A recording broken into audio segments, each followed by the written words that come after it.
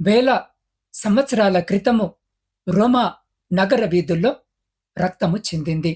ఒక వృద్ధుడు తలకిందులుగా సిలువ వేయబడ్డాడు.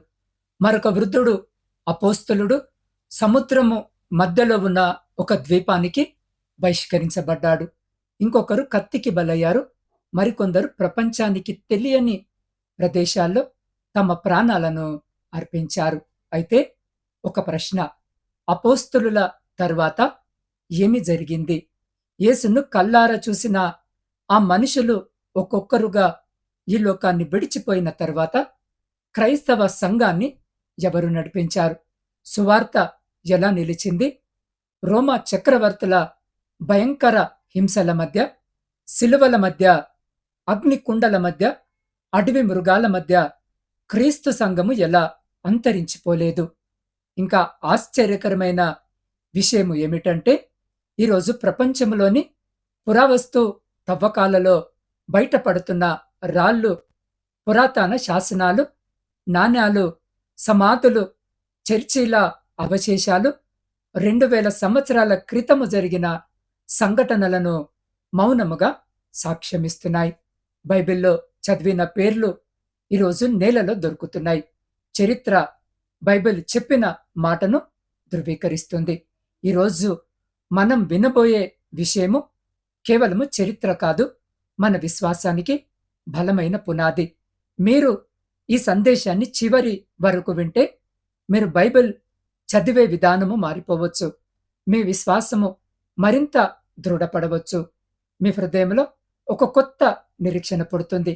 అందుకే ఈరోజు చివరి వరకు తప్పకుండా ఈ వాక్యాన్ని వినండి.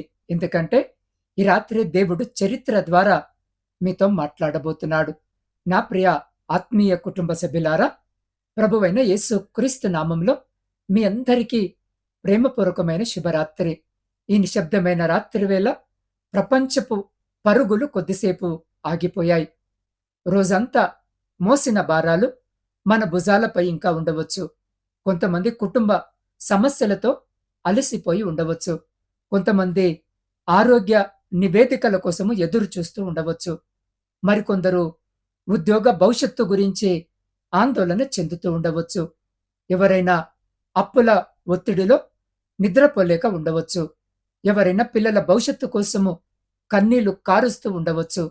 ఇంకొందరు ఎవరికి చెప్పలేని బాధను హృదయంలో దాచుకొని ఈ సందేశాన్ని వింటూ ఉండవచ్చు. మీ పరిస్థితి ఏదైనా కావచ్చు. ప్రియులారా, ఈ రాత్రి మీరు ఒంటరిగా లేరు. ఈ రాత్రి పరిశుద్ధాత్మ మీ పక్కనే ఉన్నాడు. మీ కన్నీరు దేవునికి తెలియకుండా లేదు. మీ నిట్టూర్పు పరలోకాన్ని తాకకుండా లేదు. ఈరోజు మనం కేవలము ఒక చరిత్ర కథను వినడం లేదు. దేవుడు చరిత్రలో ఎలా పనిచేశాడో అదే దేవుడు ఈరోజు మన జీవితంలో ఎలా పని చేస్తాడో తెలుసుకోబోతున్నాం. కాబట్టి మన హృదయాలను ప్రశాంతముగా చేసి దేవుని సన్నిధిలోనికి ప్రవేశిద్దాం. ప్రియులారా, ఇప్పుడు ఈ వాక్యము వింటున్న మీరు ఎక్కడ ఉన్నా సాధ్యమైతే మీ కళ్ళను మెల్లగా మూసుకోండి. మీ హృదయాన్ని దేవుని వైపు తిప్పండి. నేను చెప్పే ప్రతి మాటను విశ్వాసముతో నెమ్మదిగా నా వెనుక మీరు పలకండి. ఈ రాత్రి నా జీవితాన్ని ప్రభువైన యేసుకు పూర్తిగా అప్పగిస్తున్నాను. నా ఇంటి మీద దేవుని సమాధానము నిలిచి ఉంటుంది.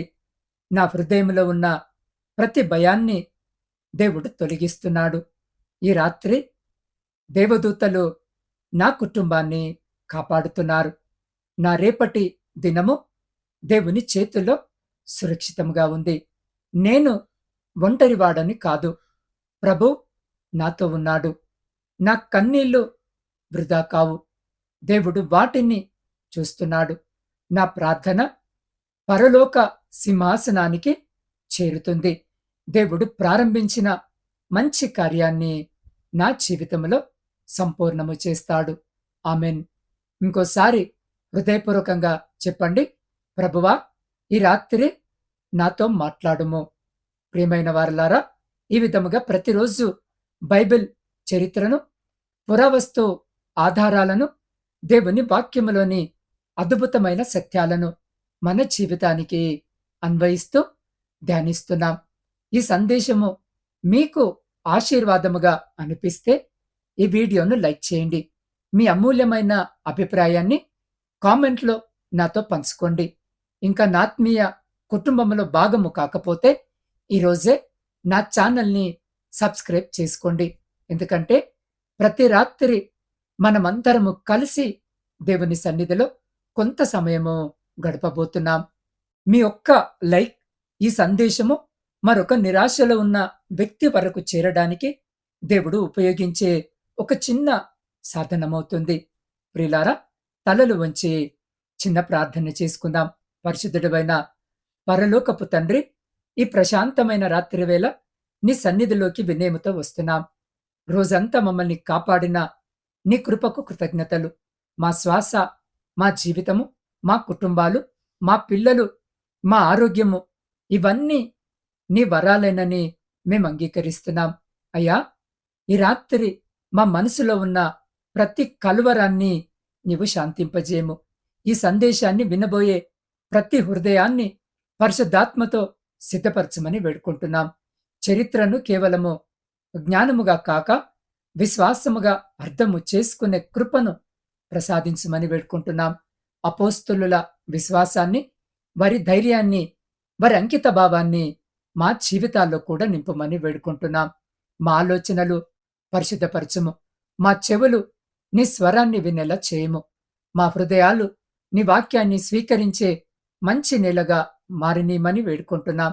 ఈ రాత్రి ఒక్క మనిషి కూడా నిరాశతో నిద్రపోకుండా నీ సమాధానముతో విశ్రాంతి పొందే కృపను అనుగ్రహించుమని ప్రభువైన యేసు క్రీస్తు మహిమగల నామములో ప్రార్థించి అడిగి పొందుకొని ఉన్నాము మా పరమ తండ్రి. ఆమెన్. ప్రియ సహోదరి సహోదరులారా, ఈ సమయంలో మన ధ్యానము కోసము పరిశుద్ధ బైబిల్ గ్రంథము నుండి ప్రకటన గ్రంథము 2వ అధ్యాయము 10వ వచనాన్ని చదువుకుందాం. నీవు పొందబోవు శ్రమలకు భయపడకుము, మరణము వరకు నమ్మకముగా ఉండుము, నేను నీకు జీవకిరీటమిచ్చేదను. ప్రియులారా, ఈ వచనాన్ని ఒక్కసారిగా పరిశీలిద్దాం. దేవుడు నీకు శ్రమలు రావు అని చెప్పడం లేదు. ఆ శ్రమలకు నీవు భయపడకుము అని చెప్తున్నాడు. మరణము వరకు అనే మాటలో ఎంతటి త్యాగము ఉందో ఆలోచించండి. క్రీస్తును అంగీకరించడము అంటే పూల బాట కాదు. క్రీస్తు బాట అని, సిలువ బాట అని ప్రభు స్పష్టముగా చెప్తున్నాడు. కాని ఆ శ్రమల ముగింపు శూన్యము కాదు. అక్కడ ఒక జీవకిరీటము వేచి ఉంది. దేవుడు నిన్ను పిలిచింది కేవలము భూమి మీద కొద్ది రోజులు సుఖపడటానికి కాదు, యుగయుగాలు ఆయనతో ఏలడానికి. దేవుడు తన పిల్లలకిచ్చే వాగ్దానము ఎన్నడూ వ్యర్థము కాదు. ప్రియులారా, చారిత్రక నేపథ్యాన్ని మనము పరిశీలిస్తే క్రీస్తు శకము 60 నుండి 90 సంవత్సరాల మధ్య కాలములో పేతురు, పౌలుతో సహా అపోస్తలులందరూ దారుణంగా హత్య చేయబడ్డారు. యోహాను భక్తుడు పద్మాసు దీవిలో బంధించబడ్డాడు. ఆ తర్వాత ఏమైంది? క్రీస్తు శకము మొదటి 2-3 శతాబ్దాలలో రోమన్ సామ్రాజ్యాన్ని ఏలిన నీరో, డొమినిషన్, ట్రాజన్, డియోక్లియేషన్ వంటి క్రూరమైన చక్రవర్తులు క్రైస్తవ్యాన్ని నేలమట్టము చేయాలని చూశారు. యవనస్తులను, స్త్రీలను, వృద్ధులను రోమన్ క్రీడాంగణములోకి తోసి ఆకలితో ఉన్న సింహాలకు ఎరగా వేశారు. యూదుల సమాజము నుండి, రోమన్ ప్రభుత్వము నుండి నిరంతరము హింసలు ఎదురయ్యాయి. క్రైస్తవుడు అని తేలితే మరణశిక్షే. ఆ రోజుల్లో యజమానులు లేరు, సైన్యాలు లేవు, ఆయుధాలు లేవు. కేవలము క్రీస్తు పట్ల ఉన్న ప్రేమ మాత్రమే వారాయుధము. ఇప్పుడు బైబిల్ పురావస్తు పరిశోధనలు మనకేమి చెప్తున్నాయో చూద్దాం. ఇటలీ దేశంలోని రోమ్ నగరము కింద 100 కిలోమీటర్ల మేర వ్యాపించి ఉన్న భూగర్భ గుహలు ఉన్నాయి. వీటిని పురావస్తు శాస్త్రవేత్తలు క్యాటాకోంబ్స్ అని పిలుస్తారు. రోమన్ చక్రవర్తుల సింహాల నుండి తప్పించుకోవడానికి అపోస్తలులు తరువాత ఉన్న క్రైస్తవులు భూమి కింద సొరంగాలు తవ్వుకొని అక్కడ నక్కి ప్రార్థనలు చేసుకునేవారు. అక్కడ దొరికిన పురాతన రాతి శాసనాలు, గోడ మీద వారు చెక్కిన బొమ్మలను తవ్వకాలలో శాస్త్రవేత్తలు బయటికి తీశారు. ఆ గోడలపై చేప గుర్తు, గొర్రెల కాపరి బొమ్మలు, క్రీస్తు నా నిరీక్షణ అని గ్రీకు, లాటిన్ భాషల్లో రాసిన వాక్యాలు నేటికి స్పష్టముగా కనిపిస్తున్నాయి. అపోస్తలుల తరువాత సంఘము నశించిపోలేదు. భూమి అడుగున అగ్నిలా రగిలింది అని ఈ ఆధారాలు నిరూపిస్తున్నాయి. ప్రిలారా, రోమన్ సామ్రాజ్యము అంతరించిపోయింది. ఆ చక్రవర్తుల విగ్రహాలు మట్టిలో కలిసిపోయాయి. కాని భూగర్భ గుహల్లో ప్రార్థించిన క్రీస్తు రక్తములో కడుగబడిన సంఘము ఈరోజు ప్రపంచమంతటా విస్తరించింది. చరిత్ర బైబిల్ను, క్రీస్తు సత్యాన్ని ఎంతగా ధృవీకరిస్తుందో చూడండి. దేవుని వాక్యము నిత్యము నిలిచి ఉంటుంది. ఈ చరిత్ర ఈరోజు మీ జీవితానికి ఏం చెబుతుంది? ఈ రాత్రి నీవు కూడా ఒక చీకటి సొరంగంలో ఉన్నట్టు భావిస్తున్నావా? చుట్టూ శోధనలు, భరించలేని అప్పుల బాధలు, ఇంట్లో శాంతి లేకపోవడం, శరీరంలో దీర్ఘకాలిక రోగాలు, ఉద్యోగంలో భయాలు, పిల్లల భవిష్యత్తు గురించి ఆందోళన. దేవుడు నన్ను మర్చిపోయాడా? అపోస్తలుల కాలంలో అద్భుతాలు చేసిన దేవుడు ఇప్పుడెక్కడున్నాడు అని నీవు కన్నీరు పెట్టుకుంటున్నావా? అయితే ఒక్క మాట విను. భూగర్భ గుహల్లో ప్రాణాలు గుప్పిట్లో పట్టుకొని ప్రార్థించిన ఆనాటి విశ్వాసులను కాపాడిన దేవుడు ఈరోజు ఈ వాక్యము వినుచున్న నీతో కూడా ఉన్నాడు. మనుషులు నిన్ను విడిచిపెట్టినా, పరిస్థితులు నిన్ను భయపెట్టినా, నీ దేవుడు నమ్మదగినవాడు. నీ శ్రమలు శాశ్వతము కాదు. నీ కన్నీరు ఎన్నటికీ వ్యర్థము కాదు. ప్రియులారా, ఒక నిజమైన సంఘటనను మీకు చెప్తాను. రోమన్ హింసల కాలంలో అపోస్తలుడైన యోహాను శిష్యుడైన పాలికార్ప్ అనే దైవజనుడు ఉండేవాడు. ఆయనకు 86 సంవత్సరాల వయస్సు ఉన్నప్పుడు రోమన్ అధికారులు ఆయనను బంధించి, నీవు క్రీస్తును దూషిస్తే నిన్ను విడిచిపెడతాం, లేకపోతే సజీవంగా దహనము చేస్తాము అని బెదిరించారు. అప్పుడు ఆ వృద్ధుడు చిరునవ్వుతో, 86 సంవత్సరాలుగా నా ప్రభు నాకే కీడు చేయలేదు, నన్ను కాపాడుతూనే వచ్చాడు, నన్ను రక్షించిన నా రాజును నేనెలా దూషించగలను అని చెప్పి హాయిగా మంటలోకి నడిచి వెళ్ళాడు. ఆయన శరీరము కాలి బూడిదై ఉండవచ్చు, కాని నా ప్రియ సహోదరి సహోదరుడా, జాగ్రత్తగా విను. ఆయన విశ్వాసము ఈ రోజుకి కోట్ల మందికి ప్రాణము పోస్తుంది. దేవునికి మహిమ కలుగునుగాక. దేవుని మహిమ ఆ శ్రమలోనే పరిపూర్ణమైంది. ప్రియ సహోదరి సహోదరులారా, ఇప్పటి వరకు మనము చరిత్ర చూశాము, పురావస్తు ఆధారాలను చూశాం, అపోస్తలుల జీవితాలను చూశాం. కానీ ఇప్పుడు అత్యంత ముఖ్యమైన ప్రశ్న వద్దకు వస్తాం. అపోస్తలులందరూ వెళ్ళిపోయిన తర్వాత సంఘము ఎందుకు అంతరించిపోలేదు? ఒక సంస్థకు నాయకుడు లేకపోతే కొద్ది రోజుల్లోనే అది బలహీనపడుతుంది. ఒక రాజ్యము రాజును కోల్పోతే అల్లకల్లోలము ప్రారంభమవుతుంది. ఒక కుటుంబము పెద్ద దిక్కును కోల్పోతే ఆ కుటుంబము కష్టాల్లో పడుతుంది. అయితే ప్రపంచ చరిత్రలో అత్యంత భయంకరమైన హింసలను ఎదుర్కొన్న తొలి క్రైస్తవ సంఘము ఎలా నిలబడింది? దానికి ఒకే సమాధానము. ఆ సంఘానికి నాయకుడు మనిషి కాదు, ప్రభువైన యేసుక్రీస్తు. అపోస్తలులు వెళ్ళిపోయారు, కాని వారు ప్రకటించిన ప్రభు జీవించి ఉన్నాడు. వారు కన్నులు మూశారు, కాని పరిశుద్ధాత్మ తన కార్యాన్ని ఆపలేదు. ప్రభు చేసిన ఒక గొప్ప కార్యము ఏమిటంటే, ఆయన తన సేవను ఒక మనిషిపై నిర్మించలేదు. ప్రతి అపోస్తలుడు తన తరువాత మరొక విశ్వాసిని సిద్ధము చేశాడు. ఒక రైతు మంచి విత్తనము వేస్తే తాను లేకపోయినా పంట పండుతుంది. అలాగే అపోస్తలులు తమ జీవితాలను మాత్రమే కాదు, వారి విశ్వాసాన్ని కూడా తరువాతి తరానికి అప్పగించారు. అందుకే పేతురు వెళ్ళిపోయిన విశ్వాసము నిలిచింది. పౌలు మరణించిన సువార్త ఆగలేదు. యోహాను కన్ను మూసిన ప్రకటనలోని నిరీక్షణ జీవించింది. ఎందుకంటే దేవుని రాజ్యము మనుషుల జీవిత కాలముతో పరిమితము కాదు. ప్రియ సహోదరి సహోదరుడా, చరిత్రలో ఒక ఆశ్చర్యకరమైన విషయం ఉంది. రోమా చక్రవర్తులు క్రైస్తవ సంఘాన్ని పూర్తిగా నాశనము చేశామని భావించారు. వారనుకున్నారు, నాయకులను చంపేస్తే ఉద్యమము ముగుస్తుంది. కాని అలా జరగలేదు. ఒక ప్రాంతంలో హింస ప్రారంభమైతే విశ్వాసులు మరో ప్రాంతానికి వెళ్ళేవారు. అక్కడ కూడా యేసు గురించి చెప్పేవారు. ఒక నగరములో తలుపులు మూసుకుంటే మరో నగరములో సువార్త తలుపులు తెరుచుకునేవి. చక్రవర్తులు వారిని చెదరగొట్టామని అనుకున్నారు. కాని దేవుడు వారిని పంపించాడని తర్వాత చరిత్ర నిరూపించింది. కొన్నిసార్లు మన జీవితంలో కూడా మనం కోల్పోయామని అనుకునే పరిస్థితులు దేవుడు కొత్త దారులను తెరవడానికి ఉపయోగిస్తాడు. మీ ఉద్యోగము పోయిందా? బహుశా దేవుడు మీకు సరైన స్థలానికి నడిపిస్తున్నాడేమో. మీ ప్రణాళిక విఫలమైందా?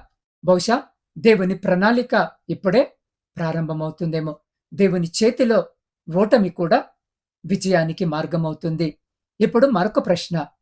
ఎందుకు ఈరోజు కూడా మన చేతుల్లో బైబిల్ ఉంది? ఎందుకంటే దానిని ప్రేమించిన మనుషులు ఉన్నారు. తమ ప్రాణాలను లెక్క చేయకుండా దేవుని వాక్యాన్ని సంరక్షించిన విశ్వాసులు ఉన్నారు. ఒక కాలంలో బైబిల్ ప్రతి ఒక్కరి చేతిలో లేదు. చేతితో ఒక్కొక్క ప్రతిని రాత్రింబవళ్ళు వ్రాసేవారు. ఒక చిన్న పొరపాటు కూడా రాకుండా భక్తితో, భయభక్తులతో తరతరాలకు అందించారు. ఎందుకంటే వారికి తెలుసు, ఇది కేవలం అక్షరము కాదు, జీవవాక్యమని. ఈరోజు మన ఇంట్లో బైబిల్ అలమారాలలో ఉండవచ్చు. కానీ మన హృదయంలో ఉందా? ఇదే అసలైన ప్రశ్న. ప్రియ సహోదరి, సహోదరుడా, ఈ రాత్రి మన కుటుంబంలో సమస్యలు ఉండవచ్చు. భార్యాభర్తల మధ్య అపార్థాలు ఉండవచ్చు. పిల్లలు మాట వినకపోవచ్చు. అప్పులు పెరిగి ఉండవచ్చు. వైద్య నివేదికలు మిమ్మల్ని భయపెడుతూ ఉండవచ్చు. ఉద్యోగము గురించి అనిశ్చిత ఉండవచ్చు. కానీ ఒక్కసారి ఆ తొలి సంఘాన్ని గుర్తు చేసుకోండి. వారికి బ్యాంకు నిల్వలు లేవు, భద్రత లేదు, రాజకీయ అండలేదు. అయినా వారి వద్ద ఒకటుంది. అదే దేవుని వాగ్దానము. అదే వారిని నిలబెట్టింది. ఈరోజు కూడా మీ పరిస్థితిని నిలబెట్టేది మీ డబ్బు కాదు, మీ పరిచయాలు కాదు, మీ తెలివి కాదు. దేవుని వాగ్దానం. అది మీ జీవితానికి పునాది అయితే ఎలాంటి తుఫాను వచ్చినా మీరు కూలిపోరు. ఈ సందేశము వింటున్న ఎవరో ఒకరు నన్నెవరు అర్థము చేసుకోవడం లేదు అని బాధపడుతూ ఉండొచ్చు.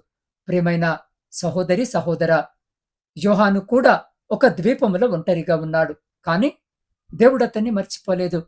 పేతురు చెరసాలలో ఉన్నాడు. దేవుడతన్ని చూశాడు. పౌలు సంకెళ్లతో ఉన్నాడు. దేవుడు అతనికి పాటలనిచ్చాడు. కాబట్టి ఈ రాత్రి నీ గది నిశ్శబ్దంగా ఉండవచ్చు. కాని దేవుని సన్నిధి నిశ్శబ్దంగా లేదు. ఆయన నీ పక్కనే ఉన్నాడు.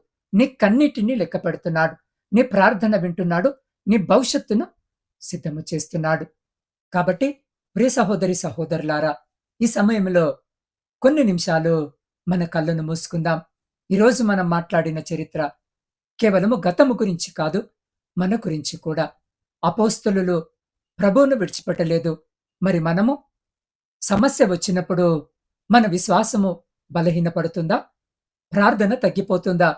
బైబిల్ చదవడము మానేశామా? దేవుని కంటే భయానికి ఎక్కువ స్థానం ఇచ్చామా? ఈరోజు ప్రభు ప్రేమగా మనల్ని పిలుస్తున్నాడు. నా ప్రియబిడ్డ, నువ్వు అలసిపోయావని నాకు తెలుసు. నీ కన్నీరు నాకు తెలుసు. ఇప్పుడు నీ భారాన్ని నా దగ్గర ఉంచు. ప్రియమైన వారలారా, మన పాపాలను, మన ఆందోళనలను, మన భయాలను, మన వైఫల్యాలను ప్రభు పాదాల దగ్గర ఉంచుదాం. ఆయన క్షమించే తండ్రి, ఆయన స్వస్థపరిచే వైద్యుడు, ఆయన దారి చూపించే కాపరి, ఆయన ఎన్నడూ విడిచిపెట్టని రక్షకుడు. ఇప్పుడు మన హృదయాలను పూర్తిగా దేవుని సన్నిధిలో ఉంచుతూ కుటుంబాల కోసము, రోగుల కోసము, విదేశాల్లో ఉన్న మన వారి కోసము, దేశము కోసము, ఆత్మీయ కుటుంబ సభ్యులందరి కోసము హృదయాన్ని కరిగించే రాత్రి కాలపు ప్రార్థనలోనికి ప్రవేశిద్దాం. మహాపరిశుద్ధుడా, సర్వాధికారివైన మా దేవుడా, ఈ రాత్రి వేళ నీ పాద సన్నిధిలో మోకరిల్లుతున్నాం. ప్రభువా, ఈ సందేశము వింటున్న ప్రతి కుటుంబాన్ని నీ చేతులకు అప్పగిస్తున్నాను. శ్రమల్లో, వేదనల్లో, నిరాశలో ఉన్న నీ బిడ్డలందరినీ నీ బలమైన చేతితో పట్టుకోండి. అనారోగ్యంతో బాధపడుతున్న వారిని ఆస్పత్రుల్లో ఉన్నవారిని మీ గాయపడిన చేతులతో తాకి స్వస్థపరచండి. దీర్ఘకాలిక వ్యాధుల నుండి పూర్తి విడుదల దయచేయండి. కుటుంబాలలో ఉన్న కలహాలను తీసివేసి మీ శాంతిని నింపండి. నిరుద్యోగముతో అలసిపోయిన యవనస్తులకు మంచి మార్గాలు తెరిచి ఉద్యోగాలు దయచేయండి. అప్పుల ఊబిలో కూరుకుపోయిన వారికి విడుదల ప్రసాదించండి. మా దేశాన్ని కాపాడుతున్న సైనికులను, కష్టపడే రైతులను ఆశీర్వదించండి. విదేశాల్లో చదువుకుంటున్న విద్యార్థులను, కుటుంబ పోషణకు పనిచేస్తున్న ఉద్యోగులను నీ దేవదూతల కాపలలో ఉంచండి. దిక్కులేని వితంతులకు, అనాథలకు నీవే తండ్రిగా ఉండమని వేడుకుంటున్నాం. నీ సువార్తను ప్రకటిస్తున్న సేవకులను బలపరచండి. దేశ నాయకులకు మంచి జ్ఞానాన్నిచ్చి ప్రపంచమంతటా శాంతిని నెలకొల్పండి. ఈ రాత్రి నాత్మీయ కుటుంబ సభ్యులందరికీ ప్రశాంతమైన నిద్రను దయచేయండి. దుష్ట శక్తుల ప్రభావాలు, రాత్రి వేళ వచ్చే భయాలు ఏవి వీరి గుడారాన్ని సమీపించకుండా మీ రక్త ప్రోక్షణ కింద ఉంచండి. రేపటి నూతన మాసమును, నూతన దినాన్ని మీ కృపతో చూడగలిగే భాగ్యం ఇవ్వమని మా రక్షకుడైన యేసుక్రీస్తు అత్యున్నత నామములో ప్రార్థించి స్తుతించి అడిగి పొందుకొని ఉన్నాము మా పరమ తండ్రి. ఆమెన్. నా ప్రియ సహోదరి సహోదరుడా, ఈ రాత్రి మీ కన్నీరు దేవుడు చూశాడు. మీ నిశ్శబ్ద ప్రార్థన పరలోక దేవుని సన్నిధికి చేరింది. మనుషులు మిమ్మల్ని మర్చిపోయినా ఆకాశ మహాకాశాలు పట్టజాలని దేవుడు మిమ్మల్ని జ్ఞాపకము చేసుకుంటున్నాడు. ఆయన నిర్ణయించిన సమయము వచ్చినప్పుడు మీ జీవితంలో, మీ కుటుంబంలో ఆశ్చర్యకరమైన అద్భుతము తప్పకుండా జరుగుతుంది. విశ్వాసముతో అడుగులు వేయండి. ఈ సందేశము మీ హృదయానికి ఆశీర్వాదముగా, ఆదరణగా అనిపిస్తే వెంటనే ఈ వీడియోను లైక్ చేయండి. క్రింద ఉన్న కామెంట్ బాక్స్లో ఆమెన్ అని రాసి మీ విశ్వాసాన్ని చాటండి. ఈ సత్యాన్ని, ఈ ఆశీర్వాదాన్ని, ఈ వాక్యాన్ని మీ వద్దే ఉంచుకోకుండా కనీసము ముగ్గురు మీ శ్రేయోభిలాషులకు పంచి మీ వాట్సాప్ స్టేటస్లో షేర్ చేసి దేవుని సువార్త పరిచర్యలో మీరు పాలిభాగస్తులవ్వాలని కోరుకుంటున్నాను. రేపటి మన ఆసక్తికరమైన భాగంలో ఒక గొప్ప బైబిల్ రహస్యాన్ని వినబోతున్నాం. డైనోసార్లు నిజంగా బైబిల్లో ఉన్నాయా? పురావస్తు ఆధారాలు ఏం చెప్తున్నాయి అనే అద్భుతమైన అంశాన్ని ధ్యానిద్దాం. అస్సలు మిస్ అవ్వకండి. ప్రభు మీకు రాత్రి ప్రశాంతమైన, సురక్షితమైన నిద్రను, రేపటి దినాన నూతన నిరీక్షణ ఆశీర్వాదాన్ని అనుగ్రహించునుగాక. ఆమెన్.